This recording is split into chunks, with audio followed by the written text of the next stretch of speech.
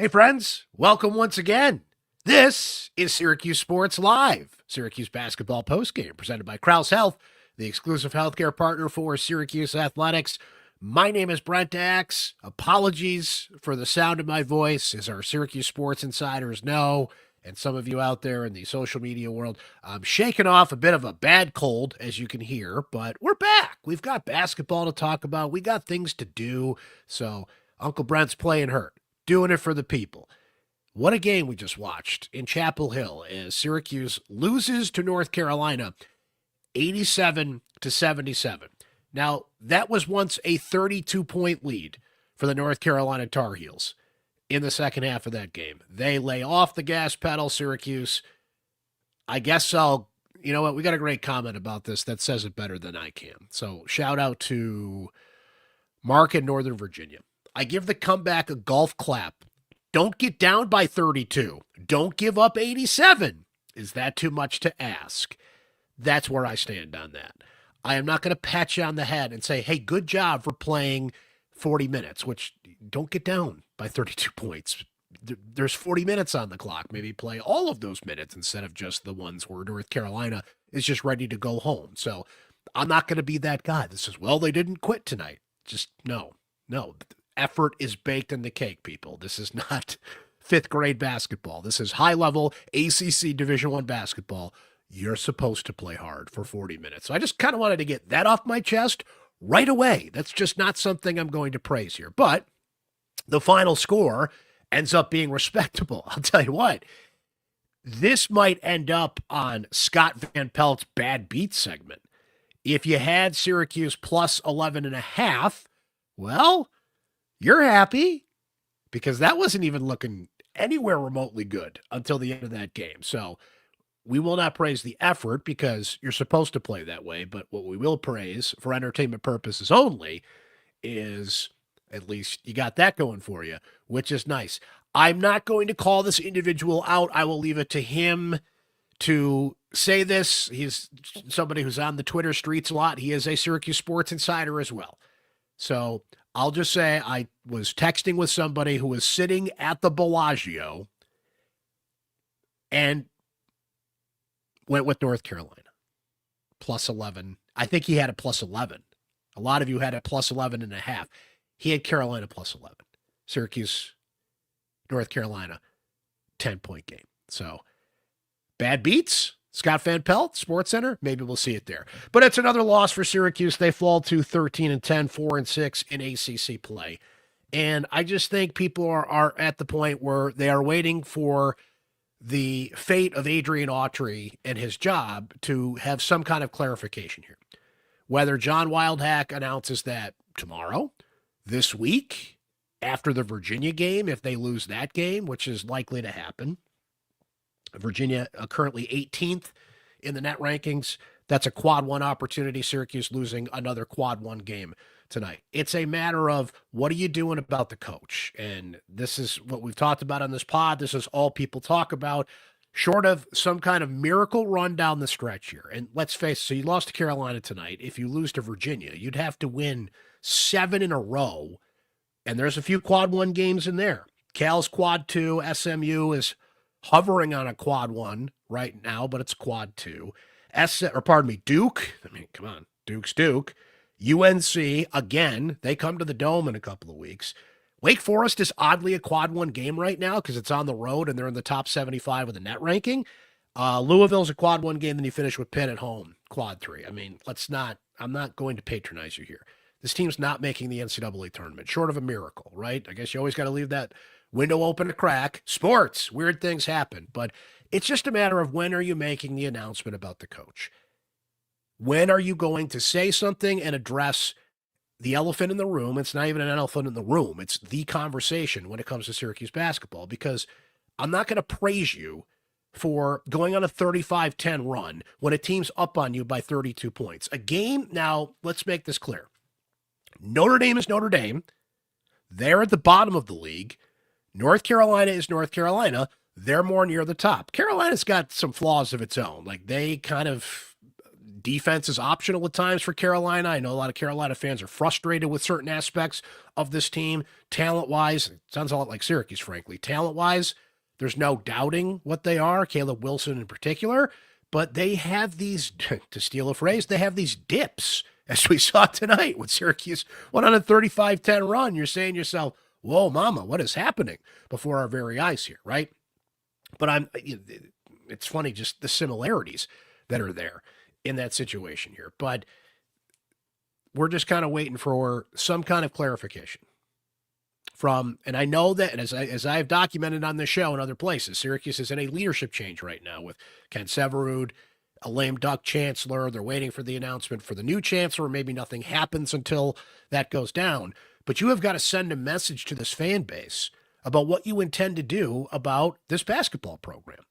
This once proud basketball program that has not won in Chapel Hill since it joined the ACC. Syracuse is now, I believe, 0-8 in Chapel Hill, 0-7, 0-8. They have never won an ACC basketball game in Chapel Hill. They have beaten North Carolina a few times, just not at Chapel Hill. That on national television tonight, all they could talk about with Syracuse and North Carolina playing a basketball game on ESPN with the great Dave O'Brien. I love Dave O'Brien. Jay Williams, automatic mute button. Uncle Brent's a little spicy tonight. I'm not going to lie.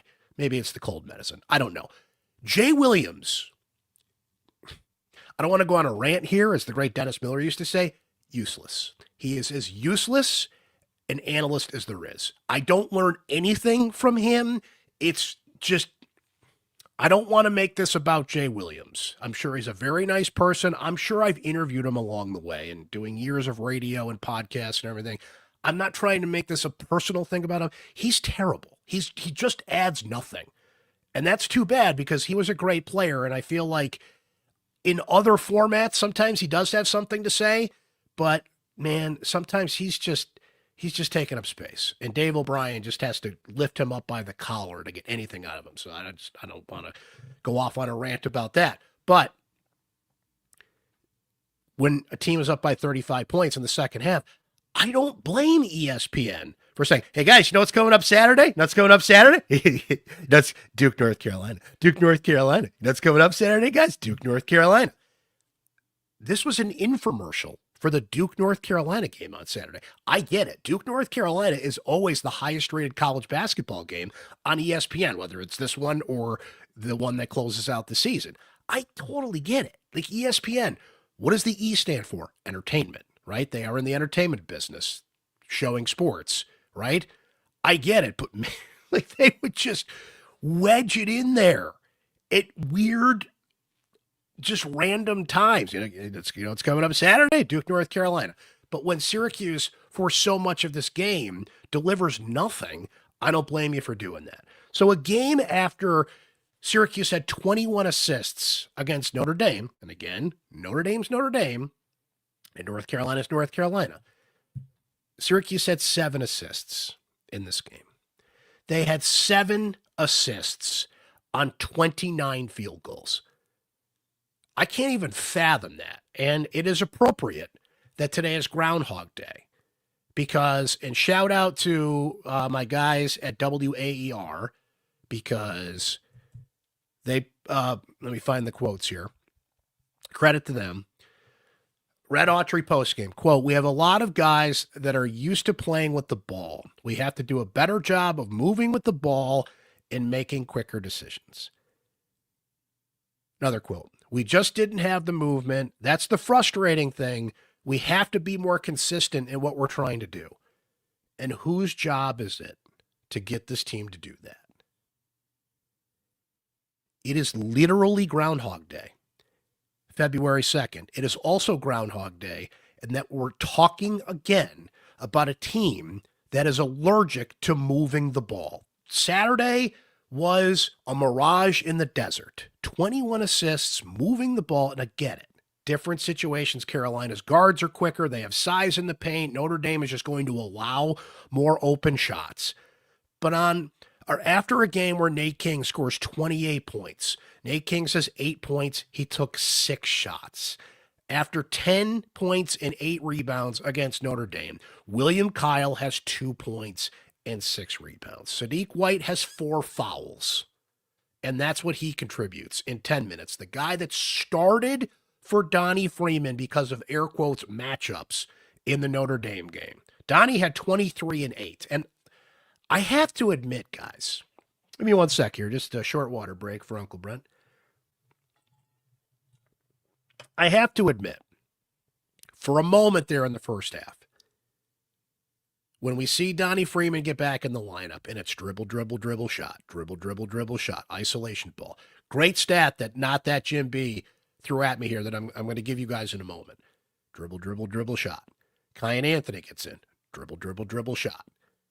The iso ball, all of your worst nightmares return after just being in this euphoric haze of watching the ball move like a hot potato against Notre Dame. Why can you not incorporate that with those players? Red just said it, though. We have a lot of guys that are used to having the ball. Then move the freaking ball. Like, this is... Red Autry has forgotten more basketball than I will ever know. But I do know this. Why can't this team move the basketball? So when they show you they can do it, it's almost like you almost don't want to see that. It's I can't even come up with an analogy to think of. Like when somebody finally does something, it's like when you're potty training your kid and you're finally like, they're doing it. You went on the potty.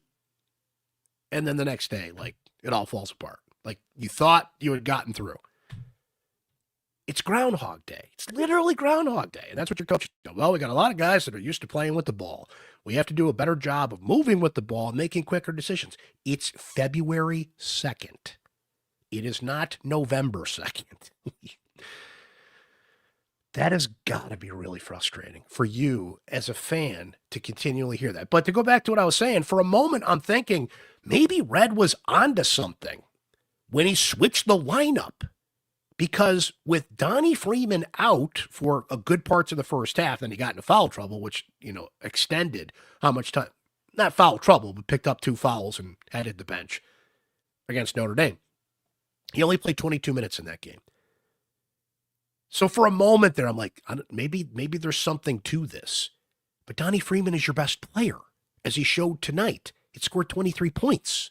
So, like the song says, why can't you just meet me in the middle here? Why can't you have an offense that is met in the middle? And if so many people have to have the ball in their hands, then how about you move the ball, right? And everybody will get a taste. And whoever's hot and who's open and has, to steal a phrase from the last game, the matchups wins, right?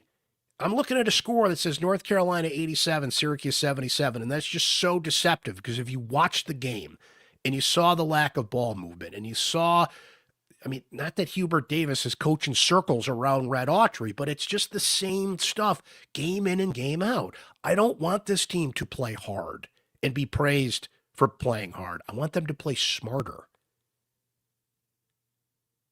So that Notre Dame thing, it was like a sugar high. It was a quick flash in the pan, use all the cliches about what this team isn't. It's great that Nate Kings can score 28 points against bad teams. You need Nate Kings. I'm not blaming him. He kind of had a rough first half, and Red put him on the bench too long, in my opinion. But Kyan Anthony is out there. Now, what an enigma we have here with Kyan Anthony. 3 of 10 tonight, 10 points. 0 of 3 from three-point range. I don't know if you saw Carmelo Anthony. Now, I believe Carmelo was commenting on a specific play that he saw, but when you have Carmelo Anthony, and that's going to get screenshotted and shared. I shared it on social media saying, even for an internet podcast, I don't think I should repeat exactly what he says, but when you have the lead alum out there watching a game with SMFH, and those of you down with the lingo knows what SMFH, shaking my bleeping head, right? I'll bleep it out even on the internet here. Context gets lost. He may have been commenting on a specific play, but what gets shared is a screenshot of Carmelo Anthony just saying SMFH, right? Pat 40 tweeting tonight about how Syracuse basketball needs a change, and that's just only going to grow. I'm seeing more and more people just like, Red Autry's not the answer here, and that's all people want to talk about. When you go out on ESPN tonight and do this, I'm not going to praise you for coming back. 35-10 run. If anything, and we're going to get to this with one of our Syracuse Sports Insiders coming up with a great comment. Our guy Buddy P was actually in the building tonight, being a Syracuse Sports Insider. Might I remind you, friends, gives you direct text message access to me anytime, including during games. But you can text me your thoughts, your questions, your opinions, your analysis, the questions you want me to ask players and coaches. Just want to shoot the breeze and talk SU sports, whatever it is. Being a Syracuse Sports Insider means you can text me anytime. It's just $3.99 a month to be a Syracuse Sports Insider. And you can try it free for 2 weeks. So give it a shot and then sign up today and grow and join our growing community of some of the more passionate and intelligent Syracuse sports fans out there. You guys are the best. Buddy had an interesting dispatch that we'll get to from Chapel Hill in that department. But now we're just waiting. And as Tom Petty once sang, right behind me, my guy right there, the waiting is the hardest part. And that's just all people are waiting for now. People want to know what the direction of the program is. They want to know, what are you doing about this and why? And when they make that announcement, and I think they're going to have to say something, especially if this continues and as soon as Saturday, if they lose to Virginia. I don't think they would say anything before then, but if you go out, remember, you had Donnie Freeman and other players in that locker room on Saturday saying, this is a huge week for us. It could turn a whole season around. And you go out and put a performance like that. That game was a stinker. I don't care what the final score is. I don't care what that run is. That game was a stinker. It showed, to me, more with what's wrong with the state of the program than anything, right? And just, it's great. Again, I going back to it's Groundhog Day. What is Groundhog Day? What is that movie all about? Things just repeat themselves, and they don't get better. And it becomes torture because it's just the same thing over and over again. That's what we're seeing with this team. The quotes from the coach, the lack of ball movement, the things that just, we know the lyrics to this song. I got you, babe, right? It's just playing in the background here. And now people are just like, what are you going to do about this? So if and when they do it, and by they, I mean John Wildhack, he's the one that's got to do it, but whoever the they is in the state of flux that the Syracuse University administration is in right now, what they have to do when they make that announcement, and I think this is only fair, is Red Autry gets to coach the rest of the year. But you have to make the declaration about what the future holds. And you could slap an asterisk on that. Like John Wildhack could come out tomorrow. It'd be like, look, guys, if this team makes a run to the tournament, all bets are off on what I'm about to say. But the intention is that Red Autry is going to serve out the rest of this year, and we are going to make a change. You send the message that the Syracuse job is open. Not that it really gives you a tactical advantage, because there are some coaches you would be pursuing in this theory here that would be coaching in the NCAA tournament, might not otherwise be available. I don't know if getting in line early gives you a tactical advantage. What it does is it takes the temperature down, and it sends the message that you're serious about this thing, because you're not competing against the better programs in the ACC. You got a team that, and again, it's Groundhog Day, we have said this, that is better than what they're showing, has their moments, as they did in this game, right? Which, again, we'll give you a golf clap for. Don't get down by 32 points, and maybe you won't have to go on an epic run like that when North Carolina was half asleep and then woke up and said, oh, we should probably win this thing, right? That's where we're at.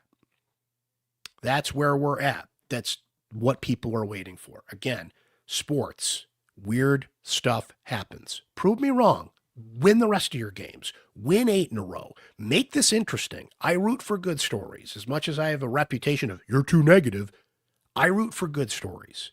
But tell me why, in even the weirdest scenario you can come up with sports being sports, that you believe this team could win 8 in a row.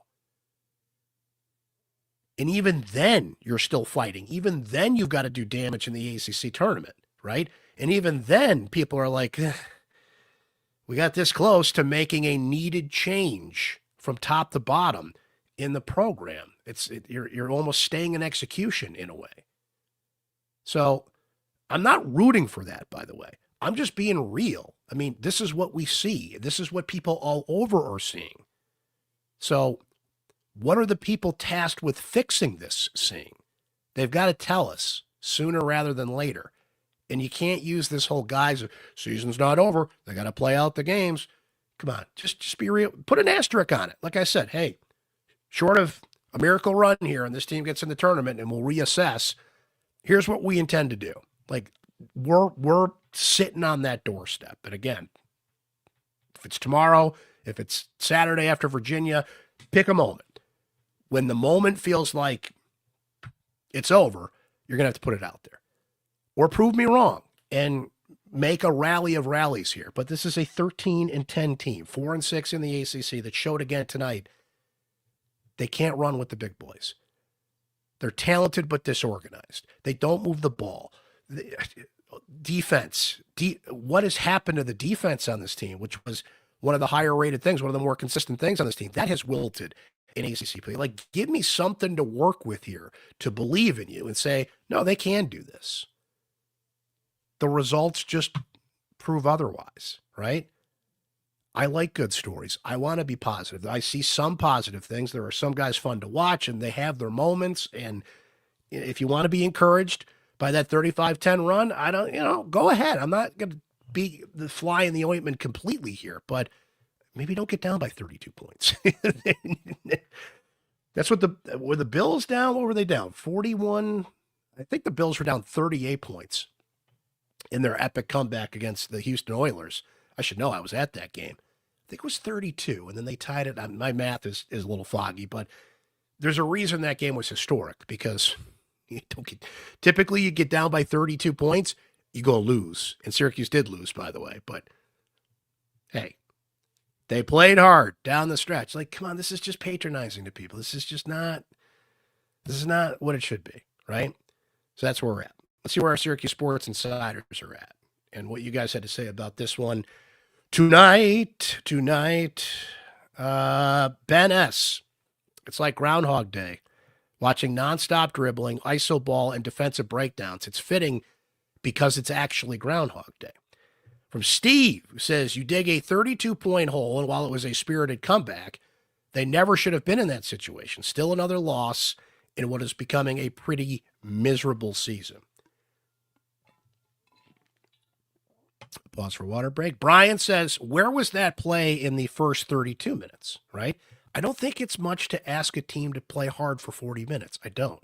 You have TV timeouts, second game, 3 days, go on the road. You know what you signed up for.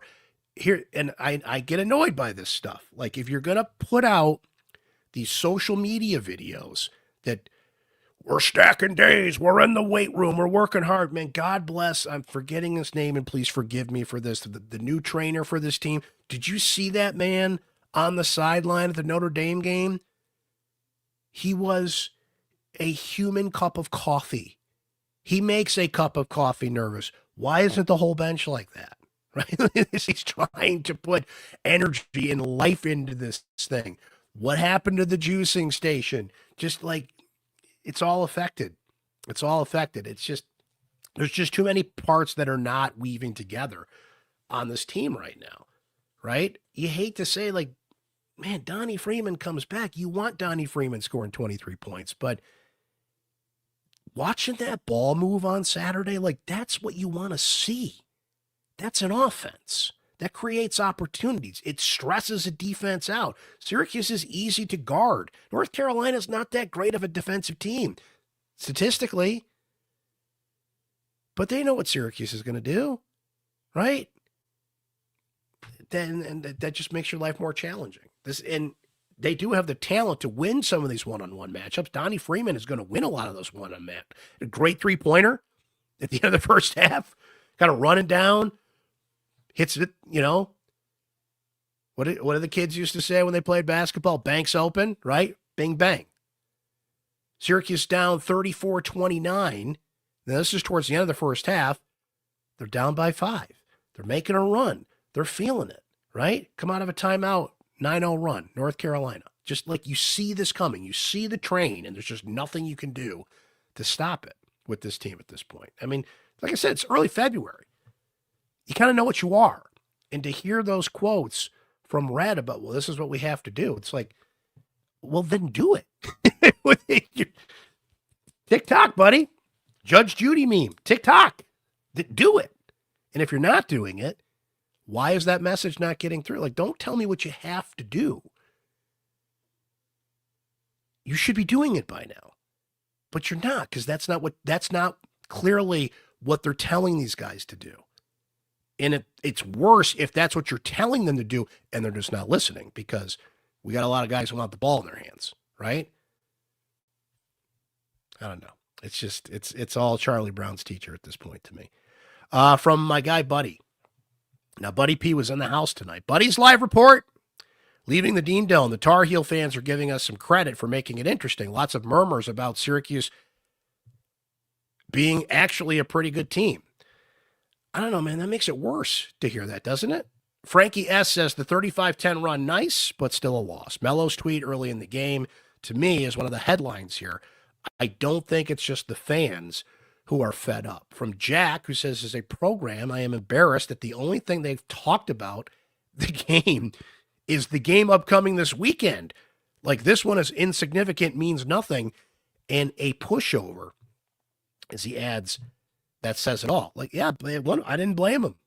It was annoying at first because the first 10 minutes of the game was just all about Duke, North Carolina. Molly McGrath, who's only doing her job, does a sideline report in the first 10 minutes of the game that's about the North Carolina game, talking to the North Carolina Duke game, talking to students attending a Syracuse Duke game. And what's she asking them about? The next game, the Duke, North Carolina game. That's Syracuse out there. But see, Syracuse did not do their part to say, oh, no. We're here tonight on ESPN on Big Monday. That game, that's Saturday. We're here tonight. Pay attention to us. They didn't do their part there. So in that case, as annoying as it was from a Syracuse standpoint, and I understood the frustration from people out there, what did Syracuse do to take your mind off that game coming up on Saturday? Nothing. If anything, they accelerated the thought of, oh yeah, I can't wait to watch that game on Saturday. This one tonight? Don't think so. From Matty P, turn it off, Brent. May not be turned back on this year. From Rick G, bottom line, Red's got to go. I like Red. He's got to go. Let's not fool ourselves here. Peter C says, Brent, I'm 71 years old and a longtime Syracuse fan. This is the first time I've ever tuned off a televised Syracuse sporting event. Guys, this is what has got to be one of the biggest fears for whoever you want to fill in the blank with here. Apathy. 71-year-old Peter, longtime fan, not interested, turning off the game. So shout out to my guy Brian, who said his wife even told him, turn the game off and put on wrestling, right? If you're a diehard fan and you stick through it, no matter what, God bless you, right? You truly do deserve like some kind of extra benefit, some kind of medal, some kind of real, people tell me this all the time. Our insiders, right? Like, hey, Brent, turning it off. Sorry, man. I know you got to watch it. Yeah, like that's when it becomes work. You guys can turn it off and go do something else. I got to ride it out no matter what. I got to watch that 70-7 Syracuse football Notre Dame blowout and these type of games. Hey, don't cry for me, Argentina. It's a great gig. Don't get me wrong, but that's when it becomes work, when you got to slog through it. Remember, this is people choose to do this in their free time and spend their money and their time, and the return on investment they're getting from it is what we saw tonight. Hey, if you want to say, well, what about the 35-10 run? They stayed in it. Hey, I'm not going to rain on your parade there. Maybe don't get down by 32 points first. Maybe move the ball. Maybe try and show that you can go to Chapel. You have been a member of the ACC for 12 years now, right? 13 years? Never won in Chapel Hill. John Rothstein tweeted this out tonight, and I saved it. I should put it on the screen so you could see it, but I'll just read it to you. Syracuse in the ACC regular season since joining the conference, 12 and a half years. Syracuse is 120 and 114 in the ACC, near 500. Syracuse in the Big East regular season in its final 12 years in the old Big East, 136 and 68. It's a 67% winning percentage, 51% in the ACC. Thought that was interesting. There's no going back. You've been in the league 13 years, but the benefit of Syracuse being in the ACC other than financial is what? They're not even utilizing that to the advantage of the program at this point, other than the TV money they get. Stevie B, people that used to not be able to focus all day at work for this kind of game don't even bother to talk about it. People that used to text me trying to rile me up don't bother. Kids that used to come over and watch the game have better things to do. These are real texts from real people, real insiders, diehard fans. Right? When apathy is setting in, when the kids don't even want to come over, when you don't even want to rag your buddy who's an SU fan, like don't even bother, like this is where we're at here. This is why I'm glad we have the insiders, okay? Social media is a necessary evil in this day and age. It is mostly a wretched hive of scum and villainy, and I think things can get misrepresented on social media, especially when you got a lot of burner accounts posting crap out there, and you don't know what you're seeing. This, and I know that I sound like I'm plugging the insiders, but it's a good plug. These are real people that are real fans that I have met at games, that I've talked to, that I have gotten to know on the text line, that are expressing this stuff. They're not trolls. They're not saying this stuff just to get clicks and get hits and, put up fake posts about. I'm not even going to say what I saw this weekend because I don't want to give any oxygen to it. They're not. I'm going to sound like an old man here. I'm going to sound like Joe Biden. They're not rabble-rousers. The insiders are real fans that have put in real time. And this is what they're saying. This is what they're texting me. This is why I share this on the postgame show, right? From Mike S. Outclassed in talent, fundamentals, and coaching. Sad situation for Syracuse. Such a fall from being a quality program. Sandra says the team's relying a little bit too much on Donnie. No crisp passing like in the Notre Dame game. No aggressive offense. The whole team needs to be involved. I just don't understand how hard that is. And when the coach is saying it, Red agrees with this. The team has to know that they looked better, it felt better, the offense flowed. And I get that the Donnie thing kind of put a crimp in it and this different kind of flow. JJ got off early. I didn't even mention JJ earlier, and those guys that were playing well on Saturday. JJ goes off. He scores 17 points in the first half, 7 straight buckets. JJ tonight, 13 points, 5 of 13, hit a few at the free throw line.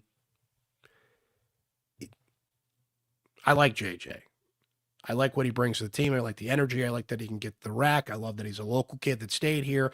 He's great to talk to when he does come to the locker room, which hasn't been something happening. I don't know if he did tonight. I was not there.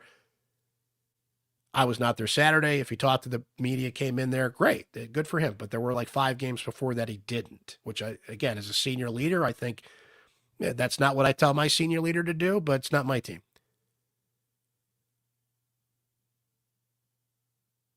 What I'm trying to say is, though, like 21 points against a bad team and a team he was motivated to play because he used to go to Notre Dame, you need that JJ in these big games. You need the attitude and the mentality. Forget I know I keep saying ball movement. That team played its ass off on Saturday against Notre Dame. And then 2 days later, after you're telling us in the locker, I wasn't there in this particular game, but you're saying in the locker room how important this 2-game stretch is, and that's what you put out there. Okay.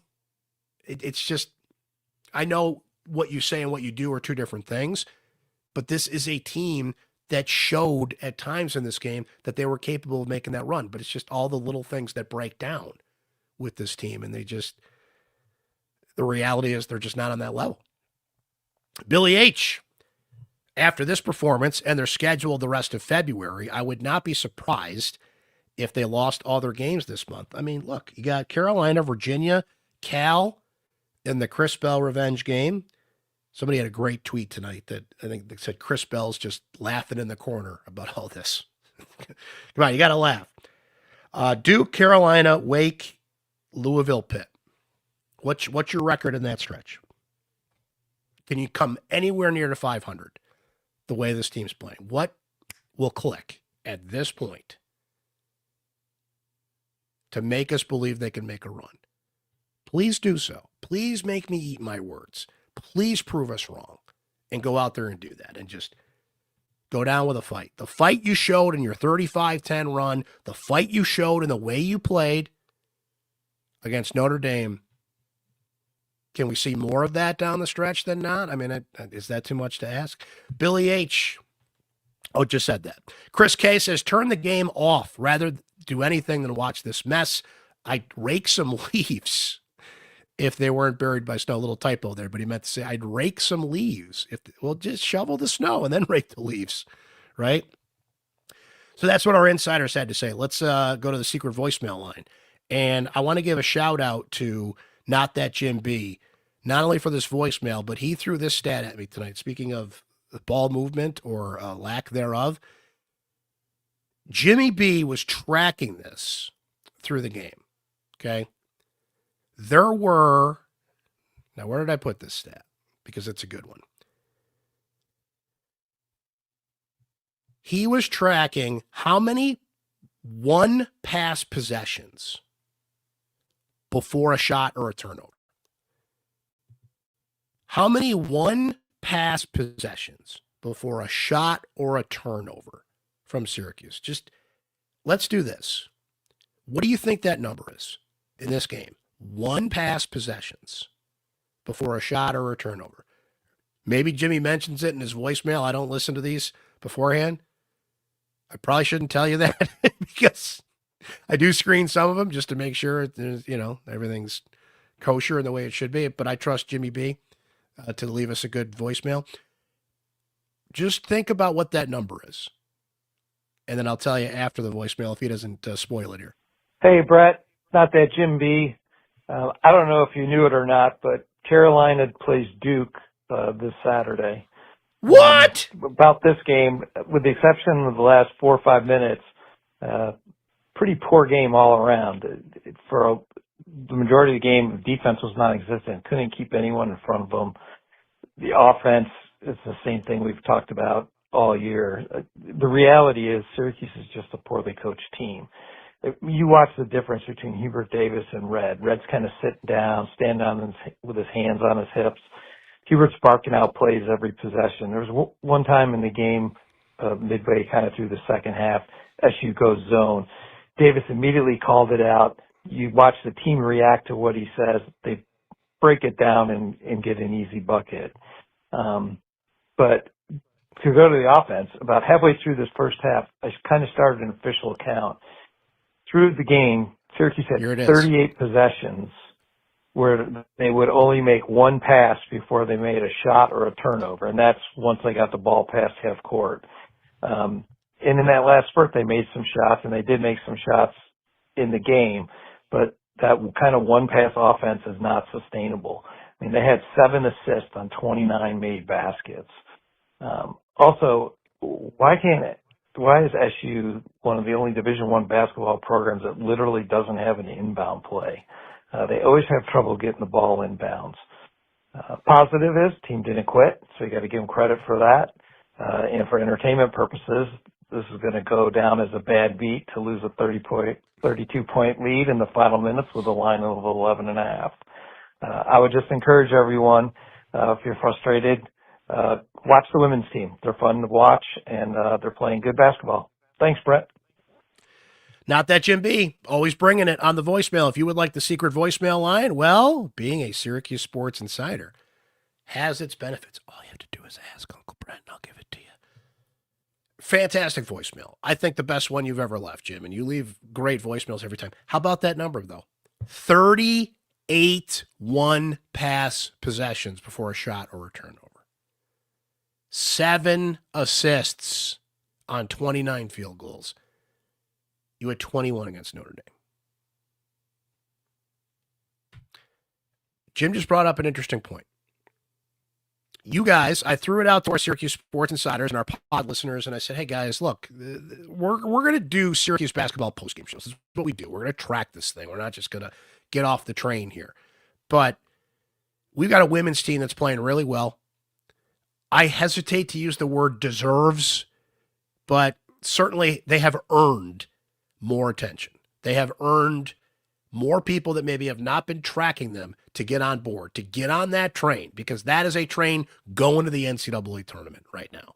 That is a team that is fun to watch. That is a team that plays well. They have their moments. They lost to North Carolina as well in a game they frankly should have won, but world of difference watching that team versus this team. And I'm not trying to make it a competition, but it is a team that should be talked about more on this podcast. Lacrosse started this weekend.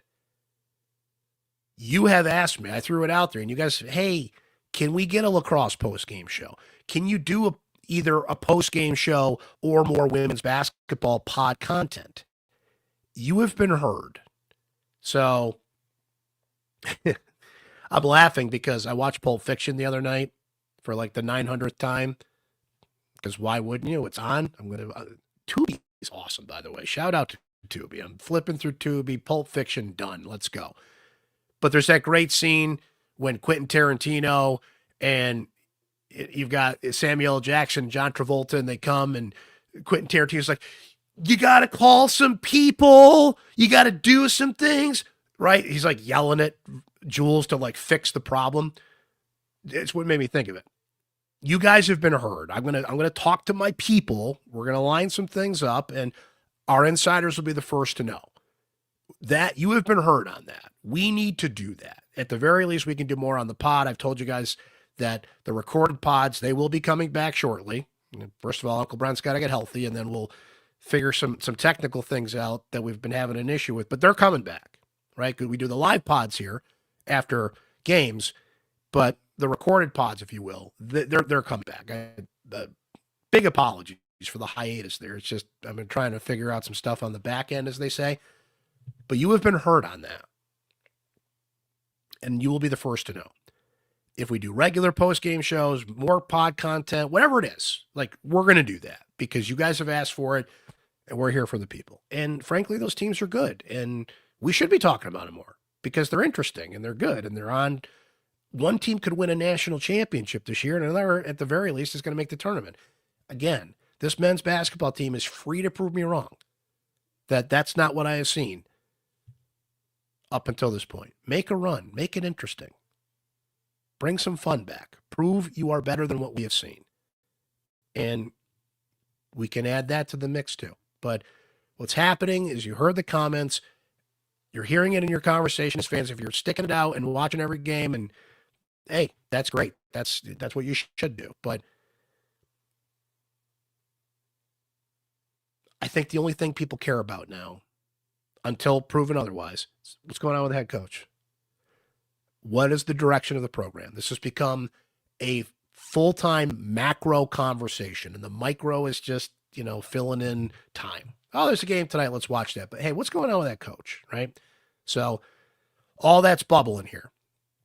My big thanks to you for tolerating my voice tonight. I can't believe I made it this far through the show, frankly. So I'll continue to try and get the voice better and feel better. And I feel fine, actually, by the way. I appreciate everybody that's been sending me notes. I feel fine. I'm just all stuffed up, got that winter cold going here. But thank you for tolerating my voice not being 100% tonight. We will be back Saturday after the Orange take on Virginia, and they're also playing St. Joseph's and lacrosse kind of at the same time Saturday. So it's going to be a busy Saturday afternoon. We'll track it all on the pod here and certainly on the Syracuse Sports Insider text line throughout the week as well. But thank you for watching and being a part of it tonight. Thanks to our Syracuse Sports Insiders for your great insight as always. That's going to do it for this edition of Syracuse Sports Live, our Syracuse basketball postgame show presented by Krause Health, the exclusive healthcare partner for Syracuse Athletics. Syracuse loses to North Carolina tonight, 87-77. My name is Brent Axe. Hopefully next show we'll have the full voice back. But thanks for hanging with us tonight, everybody. We'll talk to you next time.